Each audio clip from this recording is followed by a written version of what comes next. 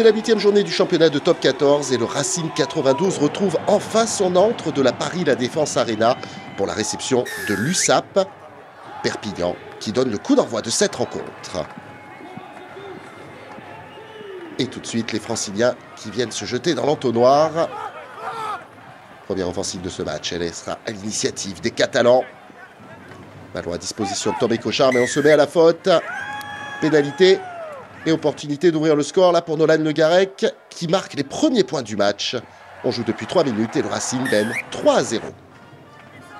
Le Racing bien en place dans ce début de match. Un ballon qui traîne, prolongé au pied. Et Owen Farrell qui a bien compris qu'il serait le premier sur ce ballon. Le plongeon n'est pas le plus élégant, mais ça permet quand même au Racing d'inscrire le premier essai du match. 8-0, puis 10-0 avec la transformation de Nolan Le Garec. Les Racing mènent joueurs dans ce début de rencontre. Avec cette passe au pied, Gaël Ficou arrêté sur la ligne médiane. Les soutiens Racing Men qui sont bien présents. Mais on s'est mis à la faute. Le contre-rock avait été mis en route. Pénalité pour Perpignan.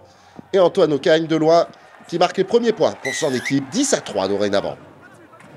Un peu plus d'un quart d'heure dans ce match. Et la combinaison est parfaite du côté du Racing pour permettre à Nolan Le Garec de finir entre les poteaux. Servi idéalement par Daïvni. La transformation, elle est réussie également par Nolan Le Garec. 17-3 dorénavant pour le Racing. Un Racing qui continue avec la vitesse de Max Spring. Spring qui fixe la défense, qui accélère à nouveau et qui trouve sur l'aile Daïmani. Le troisième ligne centre qui s'est transformé en ailier pour inscrire un nouvel essai du Racing. Le break est fait avec la transformation. Le Racing mène 24-3 après 25 minutes de jeu. Mais Perpignan ne veut pas abdiquer. Et juste avant la pause, sur ce groupe pénétrant, les Catalans avancent dans les 5 mètres. Le soutien est imposant. Et c'est Victor Mongaillard qui franchit la ligne victorieusement pour le premier essai de l'USAP. Avec la transformation de Tommaso Allan, ça fait 24-10. Farrell qui joue une dernière chandelle dans cette première période. Le ballon qui va aller vers la ligne. Et sans prise de risque, Antoine Ocagne sort des limites du terrain. On en reste là pour cette première période. Après 10 minutes dans la deuxième période, le Racing obtient une nouvelle pénalité. C'est Nolan Le Garec qui redonne de la marge à son équipe avec cette réussite 27-10. Peu avant l'heure de jeu, l'USAP revient dans cette rencontre. Se montre beaucoup plus entreprenante. Monsieur Bralé va sanctionner. Accumulation de fautes. Et c'est Thomas Laclaya qui paye la facture. Carton jaune.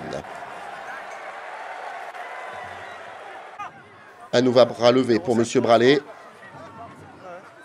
Et un nouveau carton jaune, cette fois-ci pour Romain Tao Fifenoa. Les Franciliens qui multiplient les fautes depuis quelques minutes. Et Perpignan qui trouve enfin la faille au sortir de cette mêlée. Le ballon est parfaitement transmis jusqu'à Jean-Pascal Barac qui franchit la ligne victorieusement. Il n'y a plus que 12 points d'écart et même 10 après cette transformation de Tommaso Allan. 16 minutes restent encore à jouer. Perpignan toujours dans l'initiative avec encore une fois Jean-Pascal Barac.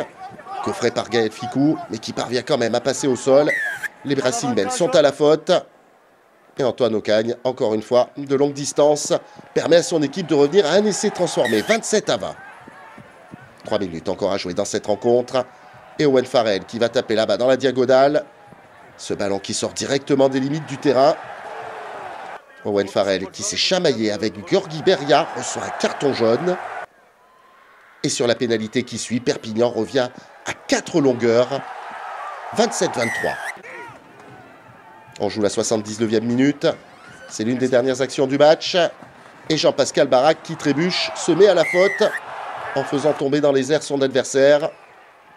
Nolan Le Garec peut sceller définitivement le score avec cette nouvelle pénalité qui passe.